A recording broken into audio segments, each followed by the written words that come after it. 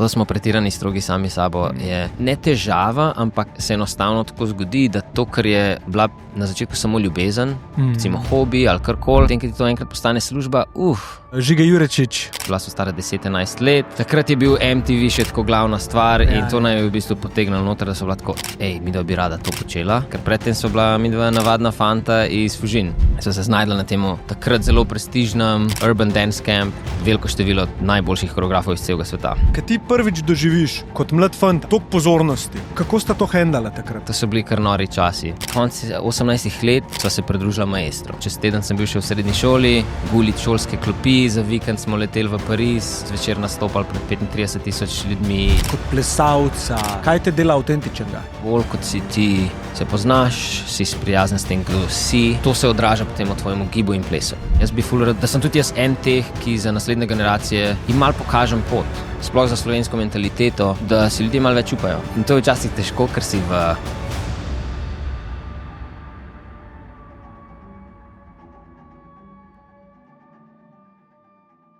Večina vas, ki to gledate, niste naročeni na naš kanal. Z ekipo nam bi ogromno pomenili, če to naredite. Tisti, ki že subscribate, pa najlepša hvala. Brez vas ni tega podcasta. Če pa slučajno med vami kdo, ki bi rad finančno podprl, imamo pa tudi svoj YouTube membership program. Zdaj pa uživi v pogledu epizode. Poznaš ziher ta Diary of CEO, ne? Ja, Bartlett, ja. Ja, in pač itak vsi te gosti, veš, fulno čitanje vse hodo in pač on je pa nek getovski, pa pač tudi smart, ampak je street smart. In Ja. cigara, bum, nek tam gin and juice, cak, špegli gor. A veš, čist po svojem se rekel, lega tega, voli njega. Ja. Voli njega. Se jaz tudi vizijo tega podcasta imam dejansko tako, veš, tako in v prihodnosti, da je to nek tak chill plc, kjer pač folk lahko pride in dela kar če. Ne? Sicer je to zdaj Slovenija, nimamo klelih nekih takih kontroverznih zadev, da bi folk prišel pa ti kle cigaro, kadil s sončnimi špegli. Ja. Mogoče ne še. Prihajajo nove generacije. Ampak sem videl, ko sem mal te čeknul, mi je všeč, da greš kar takoj začne. A to pomeni, da zeditirate, da pač tam nekje, ker se v pogovoru za laufa, rečeš, dajmo kle začeti. Ne, dejansko tam, kjer si tudi ti začel zdaj govoriti, že snemaš. Ja. Zdaj si ti že not, ja. Vse to, ker mi je to v bistvu ful všeč, ker recimo ta Bartlett, pa je ful mi je genialen, ampak vidim, kako na začetku tako počasa, veš, daj mi pa to, povej pa to. Ker so tudi zanimive stvari, ampak če pogledaš ponavad v podcastu šele pol ure, 1 uri, rata res sočno in si pa tako. Tako se mi zdi, ti imaš pa dobro, da nekako najdeš ta moment, da mogoče ne pokažeš vseh draguljev takoj na začetku, ampak vsem si noter. Ja, ful lepo si to opazil. Ja. Ampak ne, res ne. Veš kaj? Kar sem jaz opazil, je, da tudi tako, kleke jaz s folkom začnem govoriti, sploh če pride kdo, ki ni navajen kamere ali pa nastopanja, ne? Ene pol ure rab, da se sploh zmehča, ne? To je čisto normalno. In če ga jaz zasujem takoj z nekimi življenjskimi vprašanji, ne? Veš, folk tako ful mi bo odgovarjal umsko, ne? Ka se pa folk malo zmehča, pa da začuti, se to je v bistvu samo en pogovor, tako je, ne, pa malo uno iskrco začneš videvati pri človeku, veš, in pa ga pol šlohka peleš do tistih tematik, ki so njemu zanimive. Ne. Pravilno, tako, ful dober pristop, ful mi je všeč. Ja. Moram reči, Thanks. Kako si ti star? Nismo se videli zelo dolg. Leta in leta. Ja, leta in leta. Jaz sem dober, zelo dober. Za mano je ful uspešno leto, tak velik premik. Pač mi dva z dvojčkom, z Enejem, sva gradila kle v Evropi to zdaj zadnjih 10 let internacionalno, zadnjih 15 let profesionalno v Sloveniji in drugod. In pa zdaj naenkrat je pa prišla ta ideja, rabim več kle mi, ful imam rad Slovenijo, ful imam rad ta način življenja tukaj, rad imam te ljudi, ampak manjkalo mi je malo ognja. In sicer vsi že poznamo to, da se obkroži ljudmi, ki so boljši od tebe, deli stvari z ljudmi, ki te rinejo naprej in kle sem malo tega zgubil. Pač mame ne in super, ampak to je pa tudi stvar navade, ne? Če si konstantno samo v tem fazonu in samo delaš z eno osebo, tudi ni dovolj. Kar me je pač, ne bom rekel rešil, ampak je bila glavna stvar, da sem pol se odločil za ta premik, je dejstvo, da moja punca je Američanka, ona je iz Kalifornije in so bila na long distance, evo prva angleška beseda, goddammit. Druga, ne žiga. To me je pač rešilo v bistvu, oziroma rešil, res mi je dal nekak veter v moje jadra, da sem se za to odločil, ker drugače jaz nikoli nisem sanjal v LA-ju. Jaz sem bil tako, ok, cool je za trenirati, res je meka za ples, ampak ta kombinacija življenjskega sloga, ta dirka, me pa nikoli me ni to potegnilo. Plus, tudi infrastruktura samega mesta mi je Evropa zaradi kulture, infrastrukture, zgodovine, nekak teh naših navad ful bolj všeč. Ampak evo, zdaj sem pa tam in tako kot sem rekel, za mano je ful uspešno leto, nisem sploh tega pričakoval in zdaj pa dalje. Bova prišla nazaj na ta let, ka me zanima, zakaj je tako uspešno, pa sploh me je to not potegnilo, ker sem rekel, da si 10 let gradil, Ja. Torej, zdaj si prvič nekako začutil, da je neka nagrada, da je neka povratna zanka za tvoje delo prišla, ali? Ja pa ne. Ja, zaradi tega, ker se pozna moje delo zdaj čisto na osebni ravni, pa samo zame, Okay, torej solo. Ja. Drugače 10 let, kar sem gradil, jaz in ne, easy twins, to je bilo pač vse. In pač to mi je dal veliko nekega uspeha kle v Evropi, zgradila sva si brand, učila sva po celem svetu, koreografirala. Tako da kle so veliko, ampak zdaj pa kar naenkrat sem se pa znašel na drugem koncu sveta. Ja, se imam par poznanstev, oziroma tudi renomenik, ampak vseeno, ta renome je bil Easy Twins, zdaj pa to Žiga Jurečič, oziroma kar Žiga je na kratko. Vidva sta zelo zgodaj v bistvu prišla do nekega prepoznanstva v svetu plesa, ne? Tako, spomnim se, pa to je bilo po mojem, prej se pogovarjali z Amadejem, po mojem 10 let nazaj, da ste bili na Slovenija ima talent. 15. 20. Takrat še maestro, Ja. A sta vidva začela v maestru? Kako? Daj mi malo pel v začetek, ja. Tako prav najna plesna pot. Prav pel med ja. Midva sta začela, ne vem, kaj je bilo to leto, 2-4, kaj tazga, 2-3 mogoče celo, bila so stara 10-11 let. Fak, ja, se to. Takrat je bil MTV še tako glavna stvar in to naj je v bistvu potegnilo noter, da so bila tako, midva bi rada to počela. Pa čist tako, za hec, ne sploh toliko za res, ker predtem so bila midva navadna fanta iz Fužin. Špilala sva fuzbal, basket, karate sva trenirala. Tako, nič drugačnega. Pa se je pa to začel. Pa nama tudi na začetku še ni kliknilo, da so bila tako, zdaj bomo pa iz tega delali kariero. Ampak kar nekak glasba, ples, tudi se mi zdi, da v smislu izobrazbe in rasti človeka je ples zelo dobro okolje. Socialno delaš na tej svoji socialni inteligenci, ker pač sodeluješ z ekipo, s trenerjem, torej gre za neko disciplino, za neko dojemanje hierarhije. In najni prvi začetki so bili v plesni šoli Urška, Zazo Selimanović, ona je bila najna druga mami. Prvo pa poznam. Ja, prvo pa poznaš. V bistvu te zelo lepo pozdravlja. Nazaj. Ja, zelo lepo te pozdravlja, ja. Shout out, Mirjana, legenda. Tako da in Zazro smo potem naslednjih mislim, da do 16-17 leta sva bila tam, smo tudi veliko tekmovali. Mislim, da je ona imela veliko pri temu, da naj je nekako tako vzgojila, ne samo kot plesalca, ampak tudi kot človeka. Ta neka občutek za disciplino, red, komradstvo, če se tako pravilno reče. Potem pa se, mislim, da pri najnem 15. letu, 14. letu, do takrat se je že nekaj odpiral kle v Sloveniji, malo smo zmagovali na kakih državnih prvenstvih, bili na prvih 3 mestih, Evropska svetovna prvenstva so se tudi neki rezultati pokazali, kar je bil tak dobra motivacija za naprej, nekaj je s tem, malo več kot to, da zdaj je samo to hobi, ampak šele potem, ko smo prvič šla z Neom v tujino na nek plesni kemp, ker sva iskala načine, zdaj naj pa zanima še malo več, ki lahko dobiva še kaj več znanja.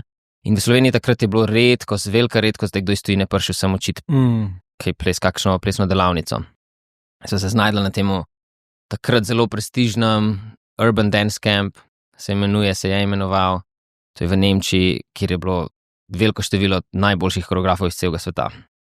In prideta tja 2 zelenca iz Slovenije, nimata pojma, niti nismo imela še kovčkov na koleška, tam sva neke torbe ogromne nosla okoli sabo. In prideva tja in nama to čisto spremeni svet, odpre oči in so tako, pač ples je toliko širok, toliko je... ta ekspresivnost in individualizem, ki se potem povezuje v neki skupnosti, je toliko lepa stvar in toliko je široka. In so rekla, pač hočeva še. In pa so v bistvu preživela naslednjih par let, sva šparala čez leto, načkaj dosti počitnic, čez poletje so sošolci v srednji šoli pa šli na morje, žurat. In da so šparala, zato so šla mogoče za en teden na kakšne plesne delavnice, kak plesni kamp. Če sva malo bolj zaslužila za 10 dni. In to se je nekako odvijalo, kar še do najnega 19. leta bi rekel, ampak mislim, da potem en tudi velik preskok je bil pri 17 ali pri koncu 18 let, sva se pridružila Maestro. In to pod taktirko Anžeta Škrubeta, ki je tudi zdaj že vrsto let v LA-ju in me gre tudi ful dobro. In takrat Anže in Nika sta bila res nekako tak vrh in višek plesa v tej urbani sceni pri nas. Zaradi tega, ker sta veliko trenirala v tujini. V LA-ju sta bila vsaj enkrat na leto, v London sta hodila. Torej njeno znanje zaradi tega in zaradi tega, kako sta bila tukaj vzgajena, pač sta res bila svoja liga. In takrat so mi, da se pridružila Maestro in pač niso vedela, kaj bo zdaj to pomenila, bo prišla tja, pa bova pol se znašla v neki XY skupini, kako bo, ampak se rekla, greva, rada bi trenirala, rada bi rasla, ne, spet gremo se obkrožiti z ljudmi, ki so boljši od tebe. In moram reči, da tista, torej prva 3 leta, to je bilo od leta 2008, se mi zdi, 2008, pa do 2011, so bila to zelo, zelo produktivna leta. Ker so se hitro znašla potem z Nejem v tej manjši skupini Maestro, ker smo bili samo fantje, 7 fantov, vsi so bili starejši od naju. Taka neka, včasih malo toksična tekmovalnost, ampak vsem tekmovalnost, ki te je gnala naprej, je pomagala, da sva v to kratkem času ful zrasla in veliko naredila. In to je pa potem začelo odpirati nova vrata, torej v povezavi z Anžetom, ne, ki je bil pač svetovno že precej prepoznan, sigurno v Evropi, kreativno zelo sposoben, obkrožen s fanti, ki so vsi grizali in smo vsi hoteli več, smo nekako znali odpirati vrata, še posebej pač Anže je tudi bil usmerjen, precej za biznis mu je kar dobro šlo. Tako da ja, jaz se spomnim, mi smo potem imeli obdobja od tega, da smo zmagovali na evropskih, svetovnih, državnih prvenstvih, ampak smo iskali poti ven, kako lahko še več. Da smo potem nastopali z pevci iz cele Evrope, po evropskih odrih. Mislim, to so bili kar nori časi. Jaz se spomnim, recimo, čez teden sem bil še v srednji šoli, super, čau, gremo gulit šolske klopi, za vikend smo leteli v Pariz, Champs-Élysées, Hilton hotel, šoferji so nas peljali po najboljših restauracijah, potem zvečer nastopali pred 35,000 ljudmi in VIP v klubu, pač tako noro, in potem v ponedeljek nazaj v šolo. Čau, spet sem kle. Tako da je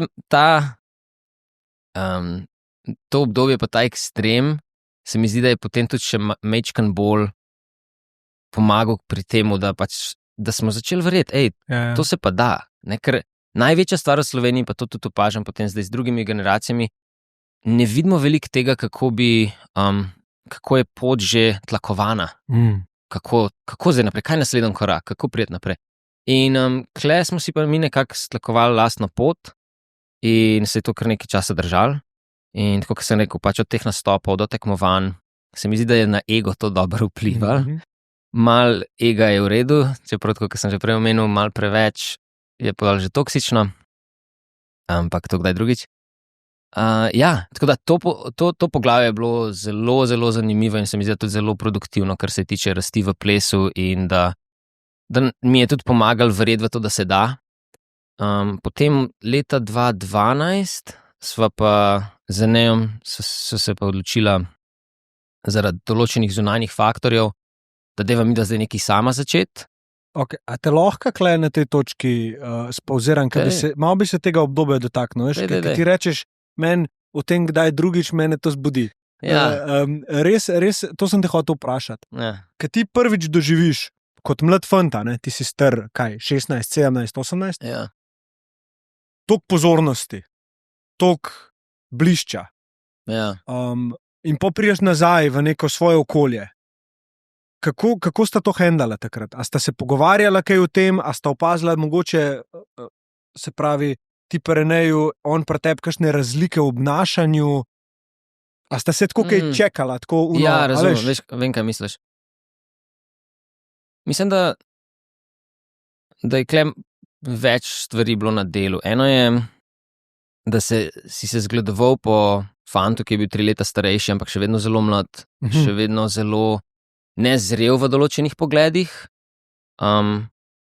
Ti si sicer zgledoval po njemu zaradi plesa in zaradi te sposobnosti, da so se stvari naredile in da akcija, ampak le zraven so pa prišle tudi druge stvari, ki mogoče niso bile najbolj produktivne. Tako, to je bila ena stvar. Druga stvar je bila, da sem se vedno počutil, ko sem prišel nazaj, zakaj bi jaz zdaj se hvalil ali bahal o tem, kaj sem doživel, in sem se po prvi spet kar nazaj držal.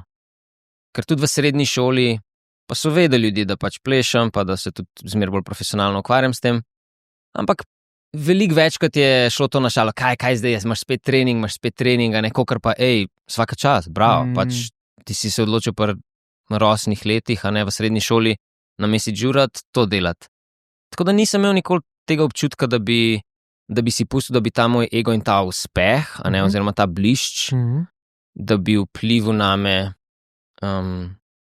tako v nekem zunanjem smislu, kako sem se sploh v družbi kazal. Ne bi rekel, da preveč. A si čutil kaj ljubosumja?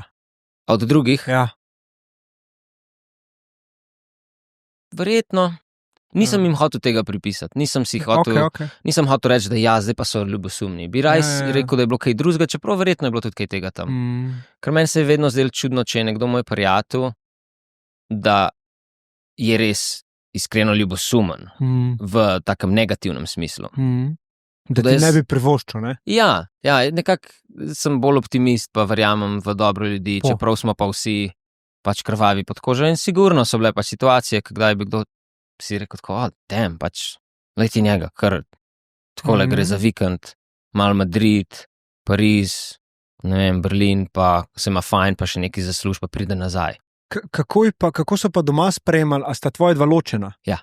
Že od kar sva bila 10 let stara, takrat se je nekako ta ločitev začela in se potem postopoma, ker nikoli nista bila poročena. Ja, tako da sta v bistvu tudi to ločitev one dva, po mojem, tako v mojem mnenju, kako sem jaz to doživel, precej gladko v mojih očeh speljala. Vama je bilo prišparan. Jaz bi rekel, da jaz sem manj tega čutil, mogoče ne malo več, on je bolj sensibilen tip, je bolj to čutil.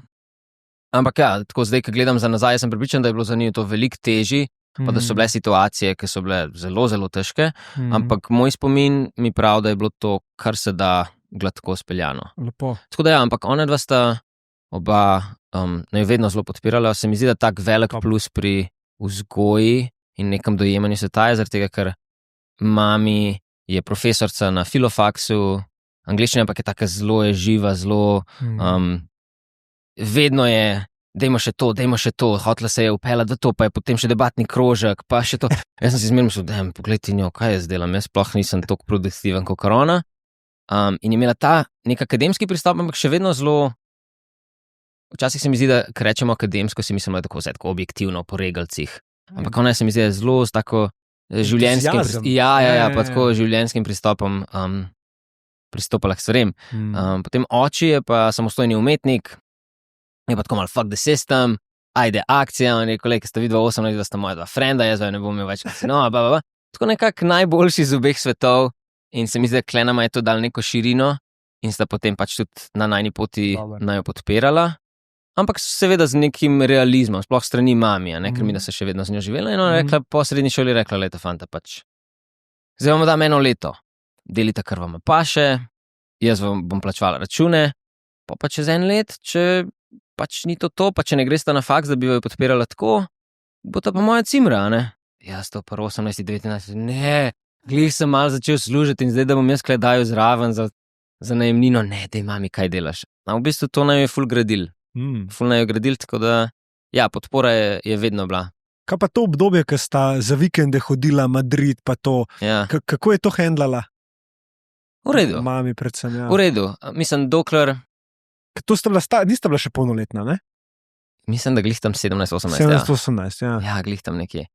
V redu, mislim, jaz moram reči, da svaka je čas, mislim, handlala je ona še veliko hujše stvari. To, da so šla mi doma za vikend nekam delati to, kar naj veseli, pa da so zaslužila s fanti, ki so najni frendi, to je bilo še, ona kapeta, valjda, so bile druge zadeve, ki so bile, ja, tako da, ne, Klej je bila zmer on board. A mi lahko še ne poveš od teh, kaj si spomnil? Bilo je zanimivo, zdaj pač sem prišel po letu nazaj, pa sva šla z mami smučati za en teden, pa sem imela pač tako, mislim, jaz sem že odrasel, ne, in pa sem šla malo v debato in se rekel, dej, ti bom kaj povedal, ne, kakšne prigode. Ja, nič, ene od stvari so povezane, pa dobro, okej, ti povem eno zgodbico, zakaj pa ne? Ajde. Torej, mislim, da so bila, glih so bila 18 in sva bila na poti, to je bilo poleti spet na ta plesni kemp v Nemčijo, seveda z vlakom, to je 12 ur, tam greš si dobiš neko postelco za spat, bum, z onimi velikimi potovalkami in to je bilo tudi neko to obdobje eksperimentiranja malo z drogami, s travo, a ne? In prejšnjo leto, ko smo šla na ta kemp, so videla, ja, pač se nikjer na meji ne ustavljajo, a ne? Pač te bova zdaj naslednjič pa midva nekaj sabo vzela. Kao. Ne vem, zakaj smo midva pač kao hudo, pač dej bova mogoče pol po klasih mal kao zaslužila si, a ne, da ne ga skadiva.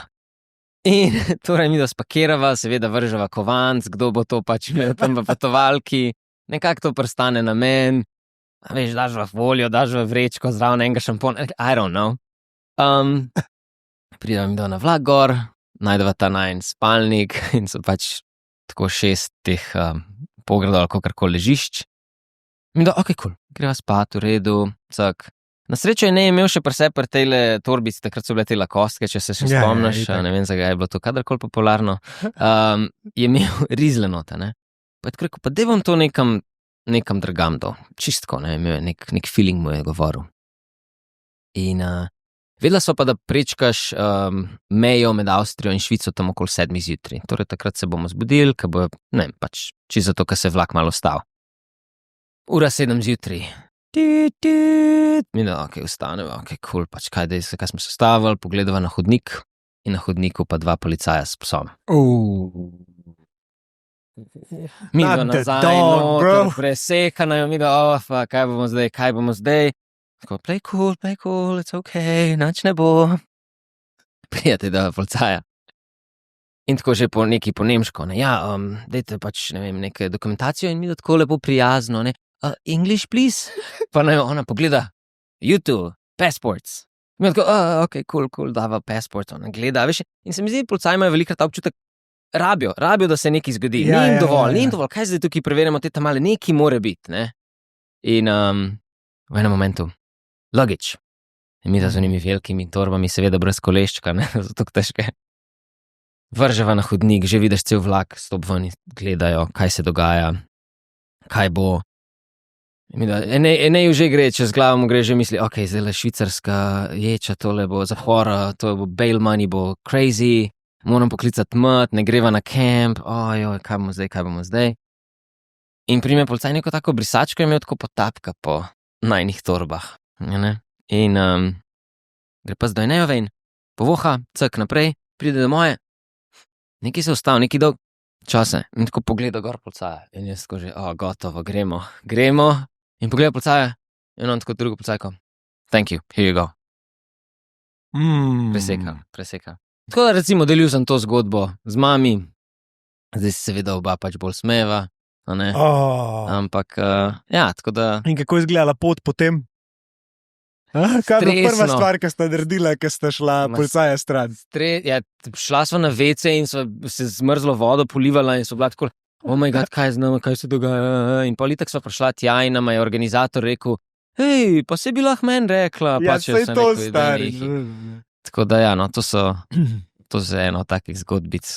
Zato, torej, mami ni skrbel, če sva midva šla v Madrid, pa tako delat, plesati. Ja, ipak sta fužinca, lej, se nekaj. Ja, je vse nekaj tega v nama, tako, ja. Mislim, da klej vse sploh ono obdobje prehodno, preden sva se pridružila maestru, je bilo neko to obdobje iskanja malo, ne, pač vedela sva, da ples je za naju in da naj umika, ampak kako zdaj naprej, kaj naprej, Pa si tam za blokom, pa neko bluzenje. Kako pa je bil ples takrat? Ker takrat to je to obdobje, po moje, ki je R&B, pa ta hip-hop, plesen hip-hop, pa step-upi so vam prihajali. Ja. Je bil kratko popularen. Ja, veš kako je, v tem komercialnem smislu zelo, Ja. pa tako, ok, super, pač tole zdaj so posneli film, pa potem MTV seveda imel videospoti, takrat ples je bil tudi velika stvar, ampak v Sloveniji še vedno to, da fant pleše, to je bilo še vedno čudno, še vedno je bilo tako malo, so ljudje gledali po stran, ko so slišali, da plešeš. Tako da zato se mi zdi, da tudi ena dobrih efektov tega, da smo šli maestro na Slovenijo, ima talent, smo malo razbili ta tabu. Ja. In mi je všeč, ker to je nekaj tazga, kar smo pustili za naslednje generacije, da so pač fanti tudi lahko rekli, pa sej v bistvu je cool. Ja, v bistvu je cool plesati. V bistvu ste res odprli vrata, ne? Ja. A kdaj pogledaš nazaj na ta obdobje, torej, ko si šel v maestro, pa tako zdaj, ko gledaš generacije, ki gor rastejo s plesom, a vidiš tako mal ves tako ne iz tega egocentričnega vidika, ampak... Niti ne bi rekel, da... Ne, v bistvu ne. Se mi zdi, da so to bolj stvari, ki so delovale ali podzavestno, ali pa zelo na takih ne toliko vidnih levelih. Ja. Ne? Ni zdaj tako, da se pozna v splesnemu izrazu podoben stil, kot smo ga mi takrat delali. Ne, tukaj v Sloveniji se mi zdi, da smo kar dobri, da ljudje kar najdejo neko svojo pot. Glede na to, koliko smo majhni, če greš kadarkoli na državno prvenstvo si pogledati formacije, torej to je do 24 ljudi, in če si pogledaš njihove nastope, finalne formacije, skoraj vsaka ima neko svojo noto, nek svoj vibe in se mi zdi, da je to ful dobro. Kar se mi zdi, da smo mi pustili kle zraven, vsaj upam, je točno to, kar sem prej omenil. Torej, da se da dajmo več, da pač, ples je tudi cool za fante, punce, kakorkoli. In ja, gremo naprej. Ne? Jaz bi ful rad, da sem tudi jaz en teh, ki za naslednje generacije jim malo pokažem pot. Oziroma, da rečem, jaz seveda nisem edini. Veliko je Slovencev v svetu, v plesnem svetu, ki so šli v tujino in so veliko naredili sebe in se mi zdi, da je to pomembno, sploh za slovensko mentaliteto, da si ljudje malo več upajo. Ker kle se hitro zgodi, da imamo kot v plesni sceni, sploh v tem tekmovalnem smislu, tem nekam, ne bom rekel konzervativnem, ampak klasičnem smislu, imamo zelo močen sistem. Torej, kar se tiče discipline, treningov, tekem, plesalci kar hitro napredujejo in pridejo na visoko raven, v smislu, da lahko tekmujejo na svetovnem levelu in v teh organizacijah, v katerih mi tekmujemo na evropskem svetovnem prvenstvu, so v finalu prva 3 mesta ali pa zmaga, je naša slovenska. Ker je dober feeling, ampak kle se pa potem nekako zgodi, da se zadane nek strop, tukaj je pa nek mejnik in potem veliko teh plesalcev je, kaj je zdaj ta naslednji korak?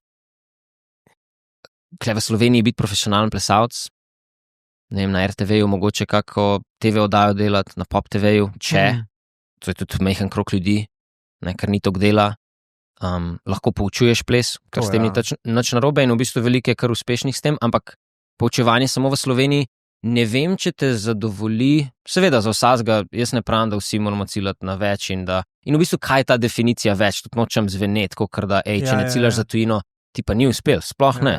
Jaz, ker spoznam ali v Sloveniji ali pa kje druge plesalce, koreografe, učitelje plesa, ki delajo samo v svojem communityju, sem jaz rekel, svaka čast. Svaka čast. Gradiš novo generacijo, dobro ti gre, ustvarjaš tudi sebi neko življenje, ki ti je všeč, top. Ampak kar sem hotel reči, torej težek je ta naslednji korak. Kaj je zdaj od tega, da si evropski svetovni prvak, pa do tega, da si profesionalni plesalec, ki si plačuje račune s tem?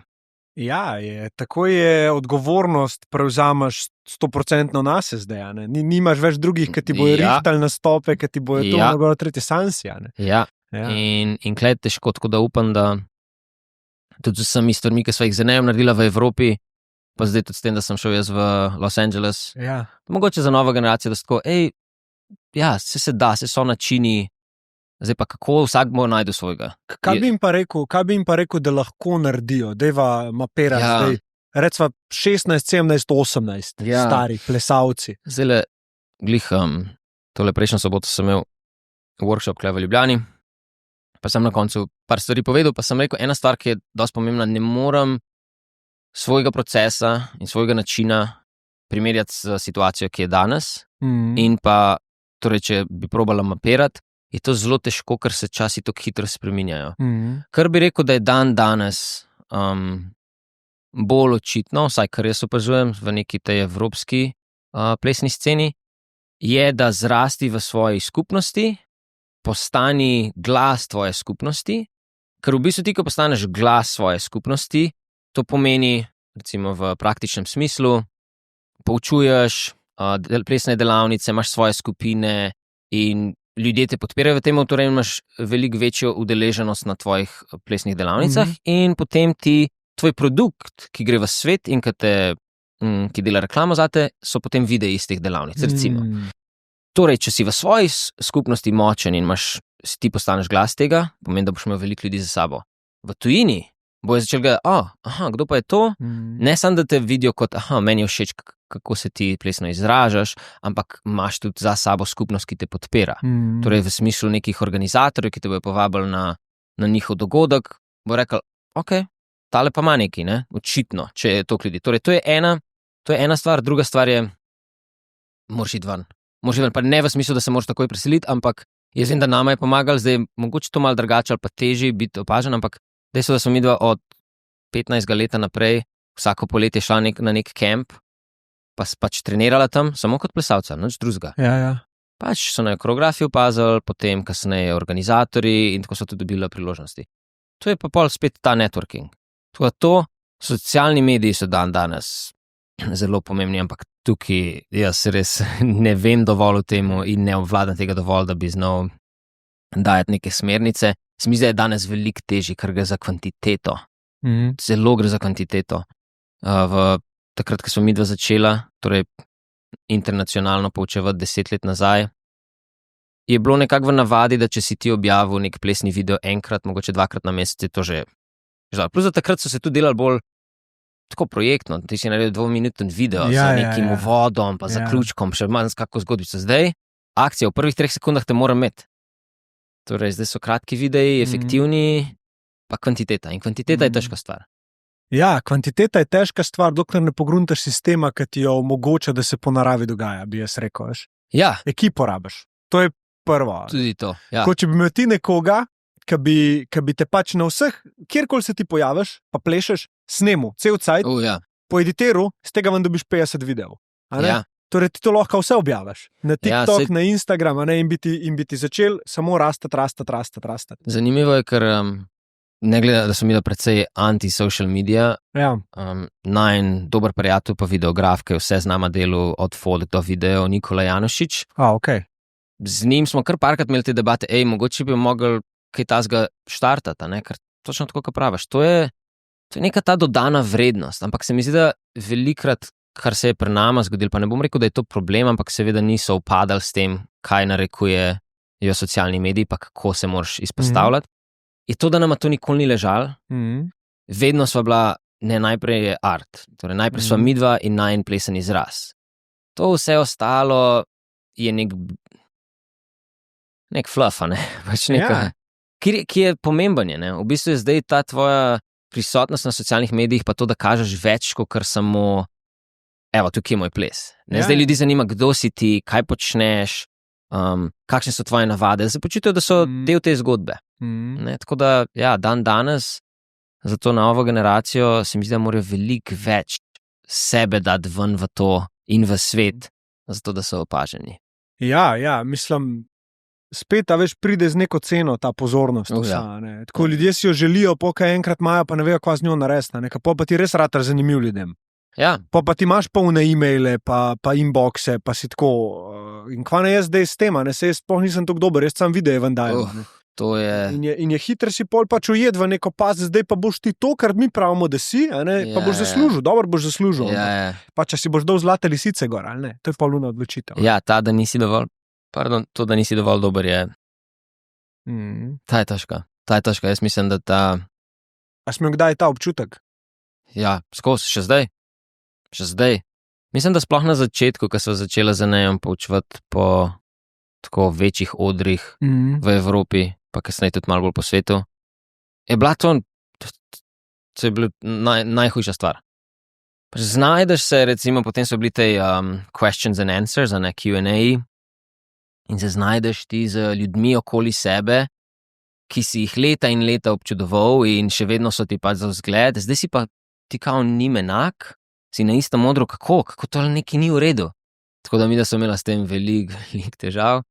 Še zdaj je to prisotno, ampak se mi zdi, da gre bolj za to, vsaj zase vem, da jaz ne morem tega glasu čisto izničiti, lahko mu pa ne dajem toliko pozornosti. In tle je to v bistvu zelo pomembno, ne? Ker nobenega, v kakršnem koli prostoru se znajdeš, ne zanimaš toliko in mu ni toliko mar date, kot je tebi zase. Ja.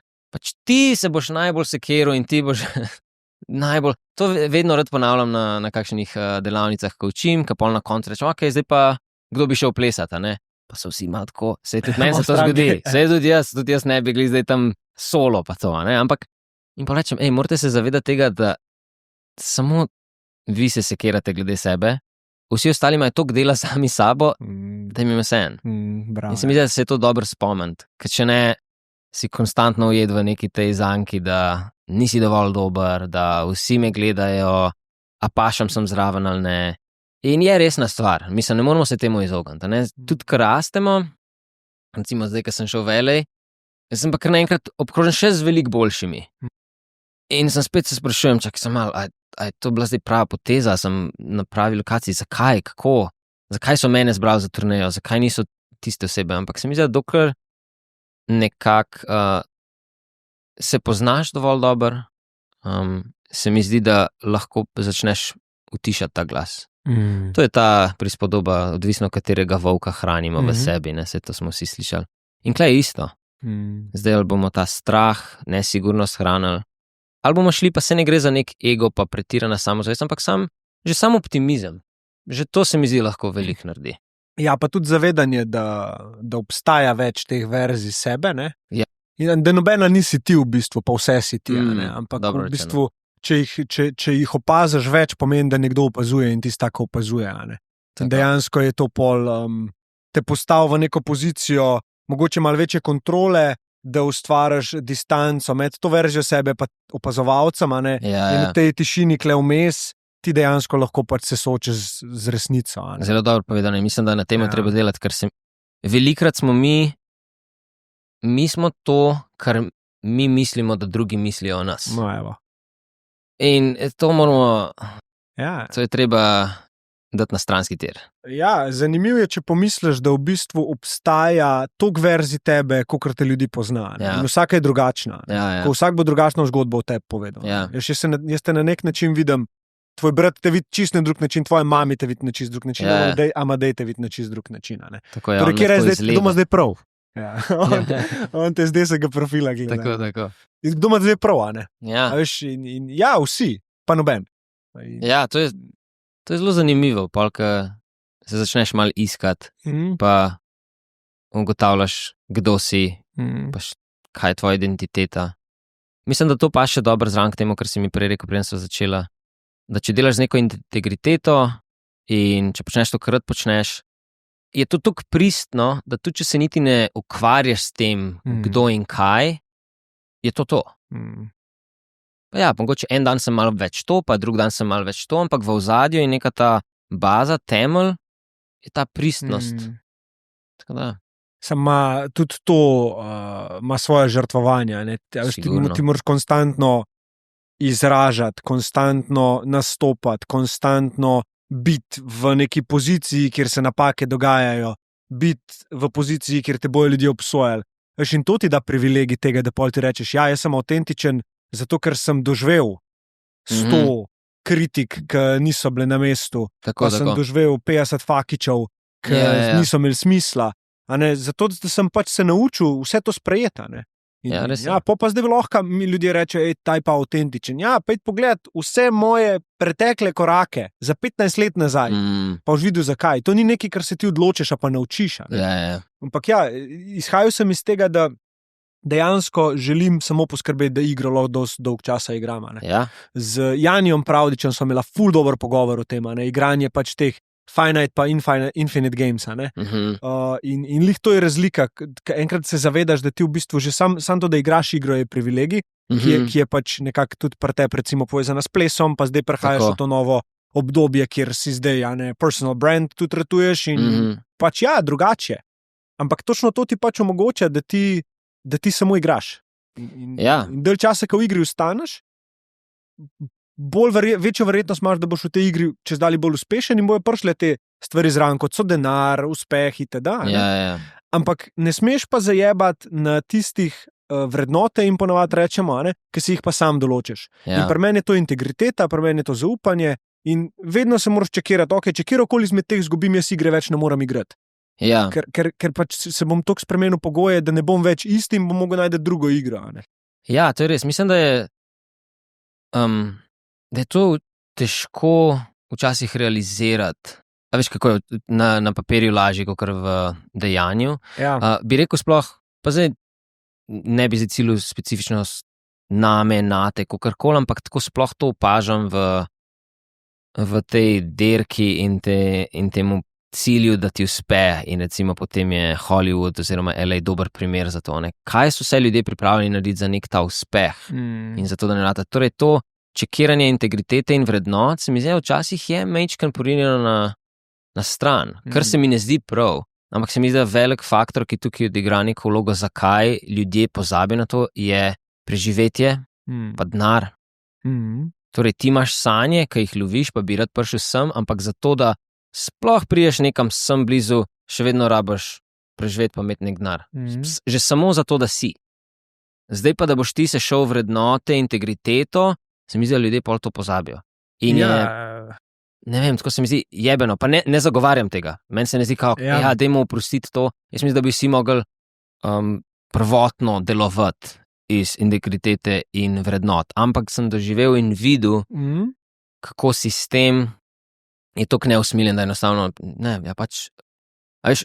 nekdo je rekel, no one's gonna congratulate you if you don't play the game. V smislu, če je game nekaj pokvarjenega, zato da priješ nekam. Noben ti ne bo rekel, bravo, ker se pa ti držiš teh svojih. Ne. Vsi so toliko noter v tej derki, da je tako, pač...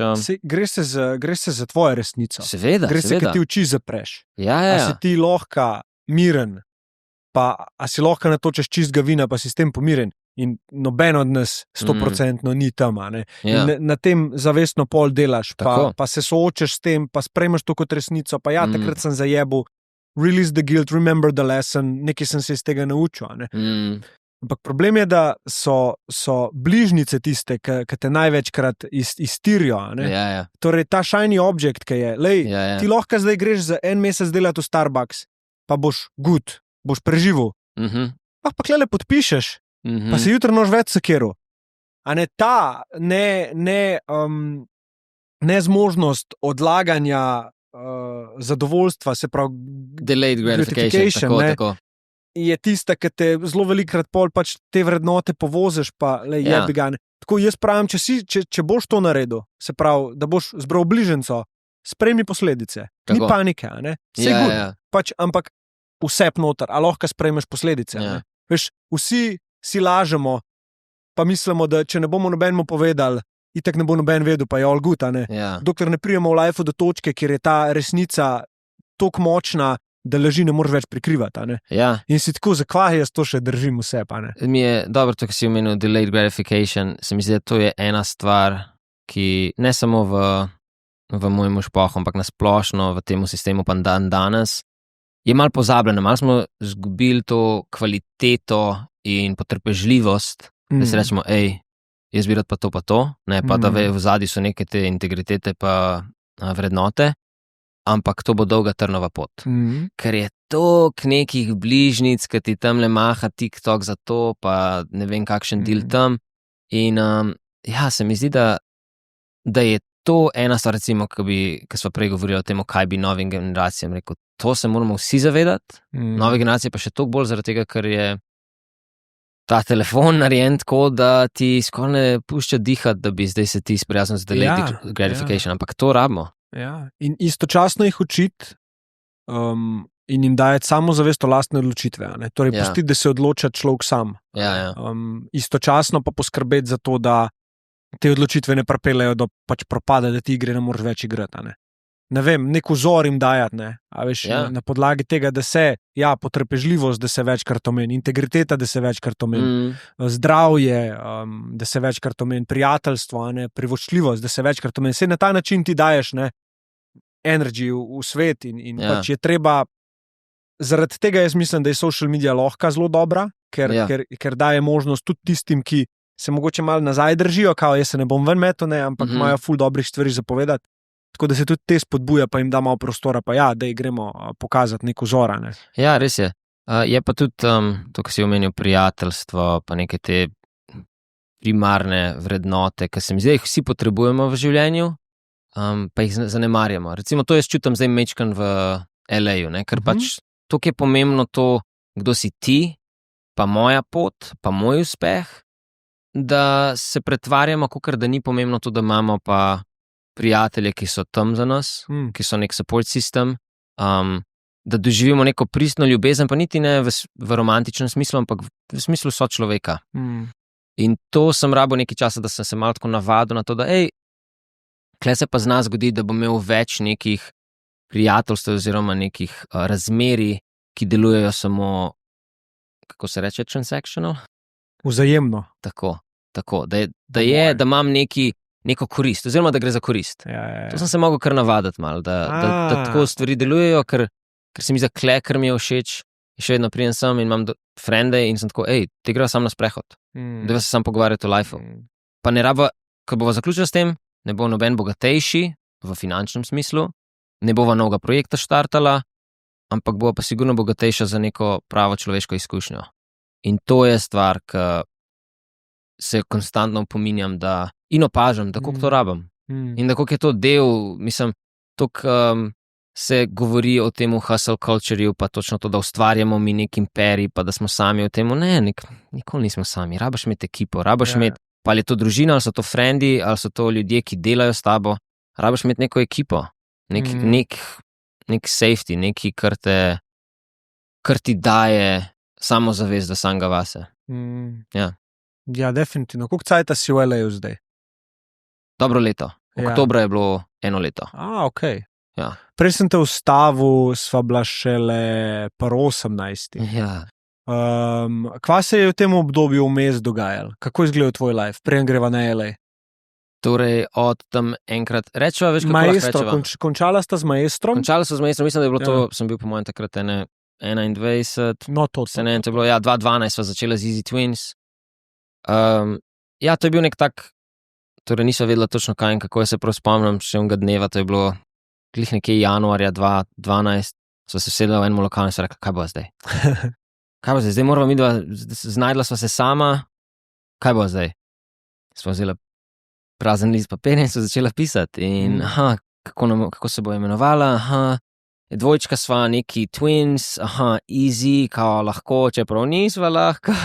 In pa pač najne začetnice, NAI, pa z žiga Easy Twins. In potem smo v bistvu naslednja 2 leti sigurno zelo, pa tudi še pol naprej, ampak 2 leti brez nekega velikega izkupička, da bi se poznali, so sam trenirala. Vsak dan se trenirala, ustvarjala sva, dajala sva stvari na YouTube, takrat je YouTube bil še glavna stvar za to. In pač gremo. In hodila v tujino, se učiti, izobraževati in potem leta 2014 so dobila tako prvo veliko priliko. Imeli so nek natečaj na temu tudi enemu večjih kampov na svetu, ki se imenuje Fair Play Dance Camp, kjer so bila pač tudi mi dva učenca predtem. So imeli natečaj, kjer si se lahko prijavil, poslal svojo koreografijo in nekoga bo izbral, ki bo odučil en klas potem na temu kampu. In za čuda sva mi dva to zmagala in so dobila to priliko. In se učila un klas, toliko sva slabo učila un prvi klas, oh my god, Toliko sva bila presrana, čisto, kaj bo zdaj, ne vem. Bil je še klas na koncu dneva, torej predtem so bili že 4 klasi teh največjih koreografov in potem zdaj 5. klas. In kdo bo zdaj po večeri prišel na 5. klas 2 bukselnov iz Slovenije. In na zadnjem klasu, torej preden sva mi da učila, je ta en koreograf, ki je tudi poznal, je pač celi dvorani tako rekel, dej, pejte pa še na Easy Twins, dejte pa posupportati, pa tako mi je tako, kar naj je omenil. In kakorkoli veliko ljudi je pa prišlo, in In sicer, ja, čisto slabo sva učila, čisto presrana, ampak nekako je izgleda vse en postil to dobro tiska, potem sva pa še isto leto na poletnem delu tega kempa učila. In torej od 2014 naprej se je pa potem začelo odpirati. Potem en tak velik dosežek v najni karieri je, da sva učila na temu Urban Dance Camp. To je bil prvi plesni kemp, kamor so šla, ki je še zdaj velja. Full circle moment. O moj bog, full circle moment. In tudi tam sva učila in sva učila torej na urniku, oni so menjali koreografe na vsake 4 do 8 dni, kar je bilo, ne vem, samo lahko 4 koreografi na 4 dni. Zato, da si kvalitetno delal s temi ljudmi. In takrat, ko sem mi da učila, so bili vsi tej najni, te ljudje, kjer so pač občudovala, so tudi učili tiste dneve. In mila so bila sem, moj bog, kaj mi, joj, ne moram, veš. Zdaj bo učil ta človek in naslednji klas imamo midva, kako bo mi da zdaj to oddelala. In spet učiva nek klas, cela še zelena, in so že oddelala ogrevanje in tako vidva in prije prvi ta koreograf noter. Prije drug, prije tret in so vzeli na en klas. Mi da se sam tako pogledala, so rekla, nič ne pametuj, nič ne probi kle govoriti, ne vem, kako je treba pač kot plesalec, bla, bla, bla. Samo odluč koreografijo, da je vse od sebe in to je to. Tako da imela so ful takih lepih momentov, kar se tega tiče, da sva v teh prvih letih 2014, 2015, potem še 2016 tudi. Mislim, tudi še vse do korone v bistvu. Da so se kar nekak stvari odpirale in so se poklople. Ampak vedno je bilo kle prisotno to, da paševa sem. A sva dosti dobra. Vedno. In kako je izgledal ta klas, ko so bili te koreografije, a so dali feedback na koncu? Ja, so bili zelo tako, podpirali so naju, ker so naju pač videli še vedno kot, niso naju še videli kot koreografa, učitelja, ampak kot, on vas sta plesalca, ki sta učenca naša tudi, ne, in so bili nice, kar se tega tiče. Ja, ni bilo zdaj neki, veš, pa moraš tako pa Se mi zdi, da so midva potem se to, ker so bila tako stroga do sebe, so midva vedno potem predela, kako sva to učila, je bilo dobro, ni bilo, Mislim, posebno nam je tudi veliko razgodilo, da so vsi nam rekli, da so prihajali, da najo pač te plesalci, ki so bili na delavnici, so rekli, ful dober klas, a mi da so se pa gledali, tako ne, to ni bilo dobro. Stroga sta bila do sebe, ne? Zelo, mislim, zelo stroga, ker ni, mislim, da moraš imeti dobro mero. Mislim, da ta pretirana, to, da smo pretirani strogi sami sabo, je tudi veliko ti nekega veselja pobere. In mislim, da je velikrat je ne težava, ampak se enostavno tako zgodi, da to, kar je bila na začetku samo ljubezen, recimo hobi ali karkoli, potem, ko ti to enkrat postane služba, drugačen odnos rata, drugačen odnos. Sicer sem zelo hvaležen za to, da od tega živim in da to počnem in da mi je to omogočilo videti svet. Točno to. Ampak ja, je to malo druga zadeva. Ja, spet je ena verzija tebe, ki jo na ta način lahko sprejmeš, da se ji zahvališ za vse, za preživetje itd. Ja. Ampak pismo stari, tudi veseli smo lahko, ponosni nas, to, kar ti drugi govorijo. Najtežji se preč bravo. Ja, mislim, da je vedno lažji reči bravo verziji tebe, tako ki je 2-3 leta stara. Težko je pogledati, recimo, banalen primer so tudi plesni videi. Ja, ti boš vložil nek čas in trud v nek izdelek svoj in ker si toliko časa in toliko kreative dal noter, težko bo dovolj dober. Potem pa mine, ne vem, par mesecev, leto, pa se spet nekako pojavi ali pač na YouTube ga zagledaš ali pa na Instagram, pa v bistvu je to ful dobro, zato ker nimaš, ker si mečkan bolj detached. Mečkan si bolj Bravo. Ja, in je to zanimivo. To sem v bistvu poslušal, mislim, da je nekdo, ki dela za Vogue ali zapiše za Vogue ali je nek direktor tam ali ne vem kaj. In je on rekel, da on, ko napiše članek in ga objavi, da on ga pol leta ne prebere. On rekel, ne bom, ker si pol toliko strok. In to je tudi res. Torej, vedno moramo se mečkano oddaliti od svojega dela, zato da bi probali pogledati objektivno, kar je seveda zelo, zelo težko. Ti dal eno, ker sem jo jaz klele skozi podcast, čist po naključju odkril. Malo je Inception scena. Ampak tako, pogledaš svojo epizodo za nazaj, ne? In jaz zdaj tukaj opazujem sebe kot voditelja. Ja. In ni tako je cringe, ne. Tako sploh v ne prve epizode si tako Hvala, ja. kva si sploh usta odprl, zakva sploh govoriš. Že tvoj glas ti ni všeč, tako nič ne štima. Dobiš od spodaj še komentarje, super podcast, samo voditelj preveč govori in si tako ne mi tega ven metata, ne, ker se strinjam po eni strani. No in pazi pol naslednjo. Ja. Pa opazuj sebe, ko opazuješ. Torej, a ne, zdaj to verzijo, ki zdaj gleda in obsoja tega Jureta, ki je noter voditelj, zdaj ta, ki gleda voditelja, zdaj njega opazujemo. Dober. In je ful tako, zakaj tako vidimo, ne? Kaj je ta občutek od zadja? Nekaj je, ne? No in zakaj? Ja, ne vem, mogoče si v življenju potisnen kdaj tako dol, ne, malo se umirne, se ven metati, ne, in to je bila tako nekak mentaliteta, to so moji mami skozi celo življenje govorili, ne. Pridna punčka bo sam ugaji, ne, ubogi, pridna bo v šoli, pridem bo tam in to sem tudi jaz poslušal, ne. Ampak hvala Bogu so mene relativno hitro spustili, da sem šel po svoje. Ja. Ni bilo tega, faks dokončaj ali pa bo to pa uno. Pač fotor mi je rekel, če noš faks, se delaš delo, a ne. Sem rekel, probam pa delo, pa sem delal selitve, a ne. Ja. Na faks sem hodil na žurke, pa ja. Ampak, ja, dejansko se mi zdi, da ta strogost do sebe izvira iz ne vem, starih vzorcev, predvsem pa občutkov in se je treba pač samo opazovati, samo zato, da začutiš, kaj je od spodja, ne. A pa misliš, da to izvira samo iz starih vzorcev ali da izvira potem iz tega, ker ti, recimo zdaj vzameva podcast za primer, ti se sploh danes, kjer vidiš lahko cel svet in se primeriš z vsemi, si ti tako, zdaj imam pa jaz podcast, jaz bi pa rad, da je zdaj to. Joe Rogan, Steven Bartlett, in potem nič ni dovolj dobro. Veš kaj, vprašaš se, zakaj si to želim. Ja. Ker vedno te bo pripeljalo do enega občutka. Ja. A je to sprejetje, a je to, da mi bojo končno rekli, da sem dovolj. A veš, vedno te bo peljalo sem, ne. Isto folk, ki je tako, kama Lembota na steni, a ne. Ja. Pa je tako, le jaz to manifestiram, a ne. Zakaj ga pa želiš, a ne? Točno to, ja. A veš, to je to najjači avto na svetu, zakaj? Zakaj bi ga ti imel? Ker bi ga imel en teden, bi ti bil še najjači avto, ne, veš. Hitro se zaciklaš v te neke ideale, a ne. In ko se začneš malo več sprašvati, zakaj se tako počutim, a bi se rad tako počutil, zakaj to iščem, zakaj potem ohrepenim, a ne, zakaj bi rad bil na odru z, ne vem, Beyoncé, karkoli, kaj mi bo to dal? Veš, kaj jaz tudi vidim kle, sploh zdaj, ko sem imel event, a ne, pa je 500 ljudi, pa sem jaz na odru. Jaz sem si ta film odrolil 10-krat, preden sem na oder stopil. In je bilo drugače, ker sem bil enkrat na odru, sem bil tako, kaj sem iskal, a ne? Pač gut je, a ne? Prelo pa tako, pa moraš to, pa to ne smeš zajebati, pa to moraš povedati, a ne, neki glasovi v glavi, ki ti govorijo, kako bo ta popoln trenutek rato, a ne? Kako pa si, za mi je srato malo host. Ne, hudo.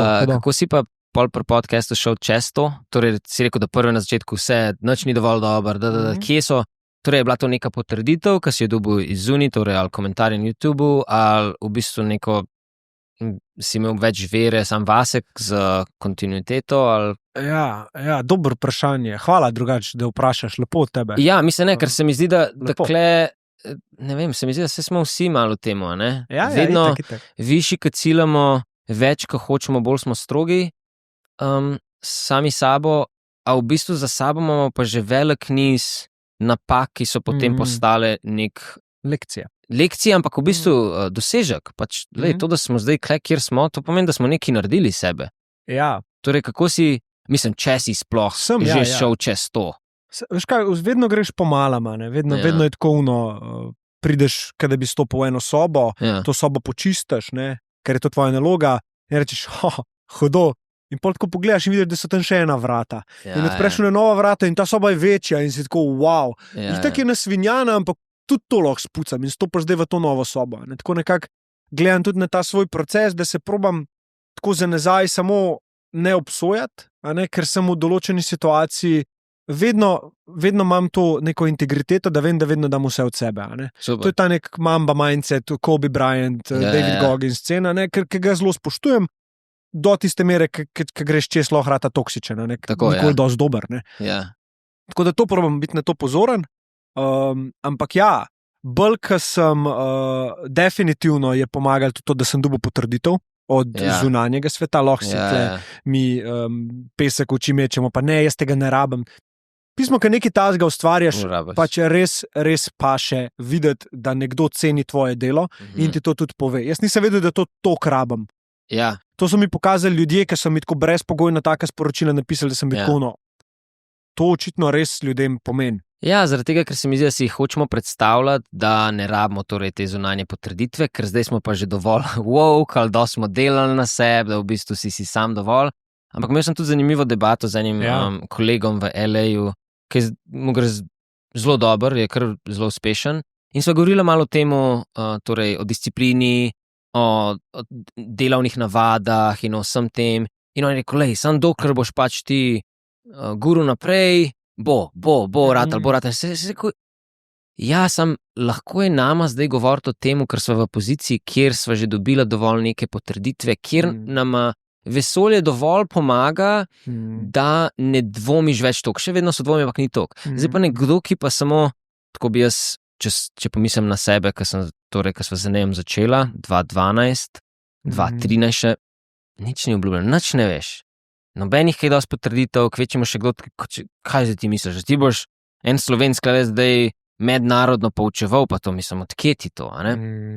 Takrat je vsaka potrditev zelo pomembna. Tako zato se meni zdi, da kakor smo mi zdaj sami svoji šefi in da vse lahko in da ne rabimo ničesar drugega, se mi zdi, da je še vedno to zelo pomembno in da je dobro, da prepoznamo potrditev, ko jo dobimo in jo sprejmemo. Ja. Da ne rečemo, ne, vse je v redu, ne. Sprejem potrditev, zaradi tega, ker to je veter v tvoje jadra in greš potem dalje. In to so lahko čisto majhne zmage. To niti ne rabi, da bukiraš turo z Beyoncé, tako kot sprej omenil. Ja. Ne, lahko je, da v bistvu si na nekem klasu in ti koreograf na koncu reče, ful si dobro plesu, ful mi je všeč, kako napreduješ in rasteš. Bum.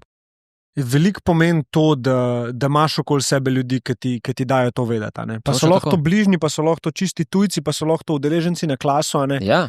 In treba se res naučiti, pomaga, če se naučiš slišati. Pa si vzameš čas v tistem trenutku, pa ne poslušaš zato, da boš odgovoril, ampak preprosto poslušaš samo zato, da pride do tebe. Ker ti temu človeku, če ti ne pustiš, da ta hvala pride do tebe, mu odvzameš. Vem. To, a veš, To je tudi zanimiva tema. Ti se hočeš enemu zahvaliti, saj si kdaj komu se hotel zahvaliti, pa nisi znal čisto točno povedati, zakaj je to si hvaležen. Pri meni je bil to Gary Vee, Jaz sem gor povedal, do njega sem bil kot pršiček, izluni to, sem začel stari jeclet tam pred njima. Vse, kar sem hotel reči, ko zdaj nazaj na to pogledam, je pač hvala, stari. In to je to. In zdaj, kdo sem jaz v tej poziciji, ali pa ti, se vidim, da imaš repliko, da ne boš pustil človeku, da ti reče hvala. Kaj si ti več, stari?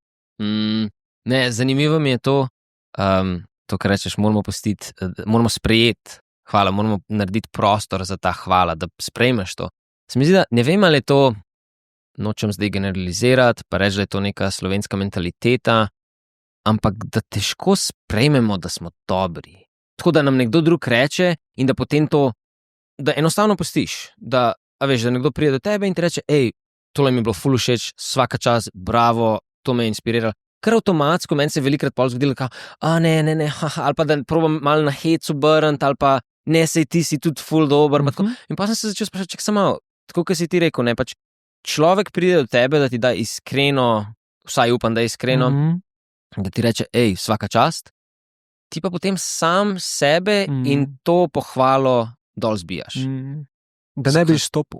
Ja, a veš, zakaj ne sprejmemo? Ker imamo mi, po mojem, občutek, da če bomo sam rekli, thank you for this, zdaj bomo pa mi izpadali malo naduti, da smo toliko navajeni te hvala, ali pa da res sem toliko dobro, ampak sej sem. Ja, zgodbice se ustvarjajo. In ko malo začneš občutke spoznavati, vidiš, da je občutek tako napuha, pa občutek hvaležnosti zelo podoben, kar se občutke. Zgodbica, ki je okoli tega ustvarjena, je pa naša. In ti v bistvu tukaj izbiraš, a gre zdaj tukaj za napuh, če ti rečeš, hvala, iskreno vem, da sem se ful potrudil in je res ratal, stari, res mi je ratal. In ko enkrat to lahko rečeš, pa čutiš ta občutek hvaležnosti od spodaj, pa ga ne povezuješ z napuhom, to je ful lepo, stari. Tako sam do sebe je nekaj najlepšega to. Da se zjutraj zbudiš, pa si rečeš pismo, car sem, stari. Car sem, zdaj le bom tam malo porihtel, pol grem to narediti, tu narediti, tret narediti. Lej, kakšen lep life imam. A veš, to ni glede tega, kva se hvala, pa kva ta misli, ne. Ja. Pa se te čaka za vogalom neki. Ja, v redu je. Ja, vidiš, in to je isto pol pripelje nazaj na to situacijo, kako sem gledal na uspeh, recimo v srednji šoli, da nisem hotel tega deliti, ker sem imel občutek, pa ali se nobenega ne zanima, ali bom pa izpadel, kada sem nek frend. Še danes se mi zgodi, ker imam družbo frendov, ki niso plesalci, pa se kaj dobimo, pa ne, me kaj vprašajo, pa se kar tako počutim, da moram na hiter odgovor, da ne zapravljam časa, da razlagam o tem, kako je meni pač neki dober parat. In sem tako, zakaj? Zakaj? Mislim, mogoče to prihaja pol iz obeh smeri, torej, da tudi kot prijatelj na drugi strani bi moral mečkan bolj, hej, daj mi povej, daj del to izkušnjo, pa če sem vesel zate in me veseli, da ti gre dobro, daj mi malo več povej. Zdaj, ker vidim, da velikrat se kar nazaj držimo, ker bomo izpadali, ker smo pač naduti, ne vem. Ja, prej si dobro rekel, ker nas je strah, kaj si bomo mislili, da si drugi mislijo o nas, neki na to forum. Pač čist layeri so, brez veze. Ja. In te držijo malo stran v bistvu od bistva. Ja, sej sam vidiš, nekaj ustvarjaš in se lepo povezuje, ker dejansko za vsega lahko velja. Velikrat imaš občutek, da se sam tebi to dogaja, pa da si sam ti zdaj tako počutiš, ker nekaj gradiš, kaj je težko, Ja. Ampak klej jaz toliko občudujem ni psihasla, če si v ker veš, kdo je, ker lih iz te neke street smart mentalitete take lekcije ven meče, da glava bolja. Tako pač ti moraš biti svoj največji fan. Pač ne iskati tega od drugih. In se mi zdi, da ko ti ljudje začnejo dajati pohvale, je prav, da obstaja tukaj neka varovalka, da jih ne jemlješ preveč resno. Sploh kaj tega veliko. Zato, ker če boš to jemal resno, pa tudi tu ne kritike, ki nimajo smisla vzem resno. Ja. A veš, a si pripravljen plačati davek. To mi je Klemen Selakovič ful dobro govoril. Je rekel pač jaz slišim pohvalo, ampak ne jemljem jo resno. Ker če to jemljem resno, moram tudi vse ostalo, kar pride negativnega zraven. In si nočem tega delati. Zato, ker pač posi ti v bistvu produkt pohval, ki si jih slišal. To te pol definira, kdo si. Ja. A bi ti rad bil res slika nekoga drugega, ki ti standarde postaja, kaj moraš biti. Ker v trenutku, ko ne boš tega dosegel, kje bo glasek? Klele noter, nisi več dosti dober. Ti boš pa hotel ugajati temu, kar ljudje mislijo, da si. Zato meni recimo pohvale, kot so ful mi je všeč, ker je tvoj podcast tak, pa greš točno v te tematike. Sem jaz tako, hvala, da tako vidiš, ampak ja, ne boš zaradi tega zdaj skozi to delo. Ja, seveda. Jaz bom imel lahko en podcast z nekom in bo to najslabši podcast, ki ga je folk slišal. Ja. Ampak še zmeraj, če bom jaz pač iskren v tem pogovoru. Ja. Ker si ti hotel imeti ta pogovor in točno to. Prevzamem odgovornost, ni panike. Če bodo ljudje nehali poslušati podcast, nehite. To je pravilno. To se mi zdi, da je v nekem takem plesnem smislu, če potegnem neko sporednico, na kar sem jaz tudi ponosen, kar se tiče mene pa Eneja, je, da sva našla nek svoj izraz v plesu, ker velikrat padeš lahko v neke trende, ne? Pa tako, kot si rekel, če bi poslušal neke pohvale, ali pa če se že sam spremljaš, kaj se dogaja okoli tebe, si tako, sam tole je zdaj hot, ali pa tole je zdaj in. Torej, a zdaj bom pa jaz tudi šel v to smer. In se mi zdi, da to mi daje nek mer. Ker vem, da sem tako, mogoče nisem zdaj najbolj popularen, ampak jaz vem, da sem pa avtentičen. In moja avtentičnost bo točno to, mi bo dala več elana na dolge proge. Dalj časa boš lahko igral. Točno tako. Ja. In to je to. Kjere odločitve misliš, da sta z Enejom sprejela, ki so vama omogočile, da ostaneta avtentična? Kaj so bile mogoče kakšne take za nazaj? Razumem. Torej, stilsko, kaj naj je najbolj izoblikovalo, je bilo obdobje, ko sva bila pri Maestru. Tudi ta stilsko tako izražanje, tudi nekak stil izražanja Anžeta v tistem času je bil zelo podoben izražanju, kar je bilo takrat fresh v LA-ju. Kaj so bili Jabberwocky? Ne, to je bilo prej, to je Marty Kudelka, to je koreograf od Justin Timberlakea. Okay. Pa to so fantje, ki so delali This Is It za Michael Jacksona. Wow. Torej, ta nek stil. In mi dva se tam veliko pobrala in še zdaj je to neka taka baza za nami, ampak mi dva se potem s tem, ko sva potvala in šla ven se izobraževati, sva si sama pri sebi rekla, se dobro, da imava to, kar je pač nekako najna podlaga, najn fundament, ampak morava se še več najti, morava iti ven iz tega. Torej, vedno lahko nekaj vzameš in si inspiriran, ampak če boš ostal samo tam, si samo kopija.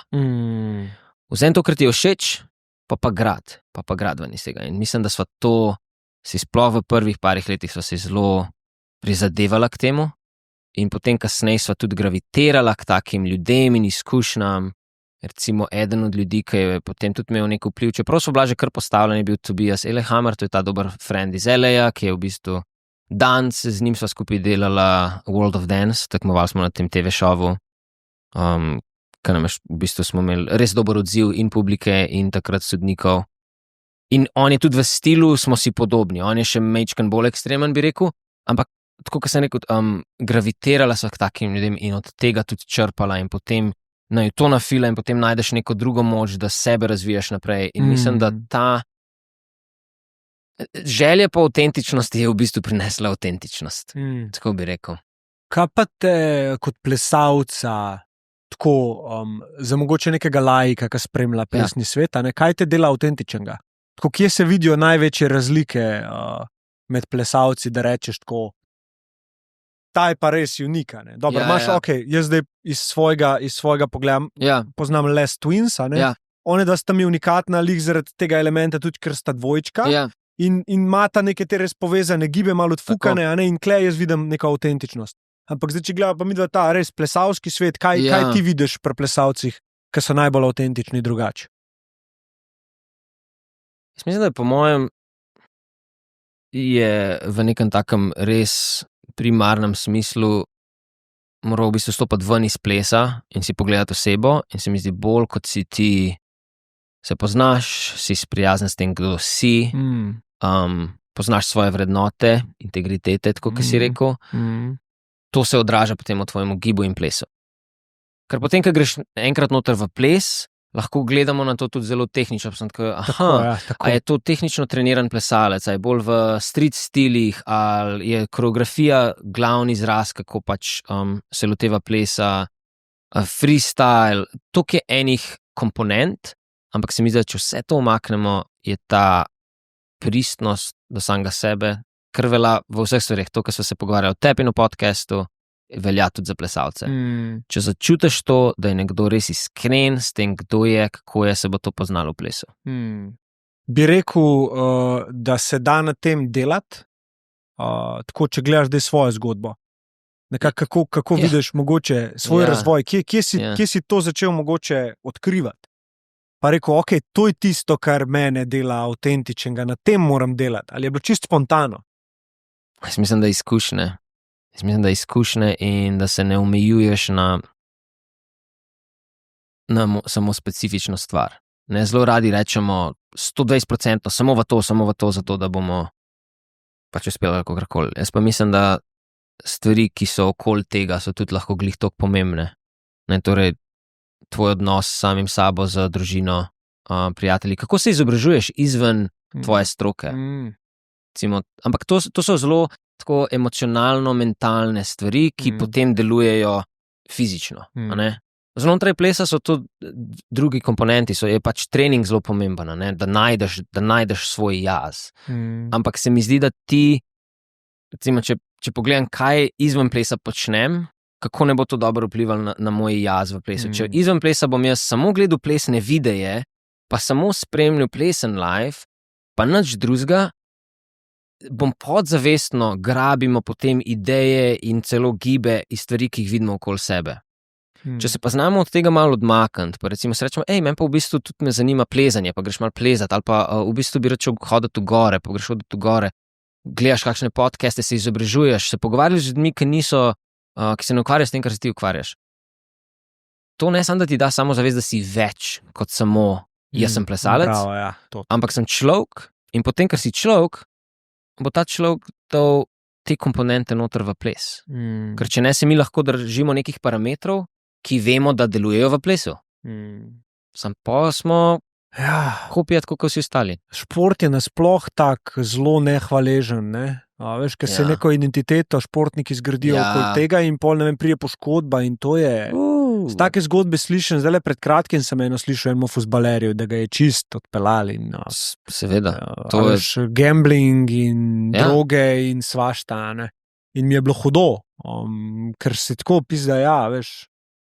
Po eni strani ti lih ta uspeh v športu prinaša toliko udobja, da misliš, da si good for life, vse je tako, kot mora biti. In pol ti to identiteto vzamejo in se pogledaš v špegel in si rečeš, to sem pa jaz zdaj. Ja. Jaz sem neumen, jaz nimam šole narejene, jaz nimam tega, jaz nimam unga. In se pol začne ta resnica valiti na te. Ne? In pa imaš dve opcije. Eno imaš opcijo, da pač najdeš pomoč, ker v takih situacijah jaz mislim, da jo rabijo, sploh športni psihologi. Pa druga opcija, da greš tja, ki te bo pelil v tvoj um, in to je pa samo iskanje ugodja, iskanje udobja, ker si tega navajen in kje ga boš dubil. V drogi, dubil ga boš tam, kjer so dopaminski spajki visoki. In počas greš v K. Ja, res je. To so težke stvari. Se mi zdi sploh zaradi tega, ker je nam nekako življenjska doba omejena, ne? Športnikom. Pač to ne moreš cel life delati na takšnem levelu. Ja. Zato moraš se najti tudi izven tega. In meni je všeč, kako se v bistvu, kako se dogaja neka taka evolucija v meni.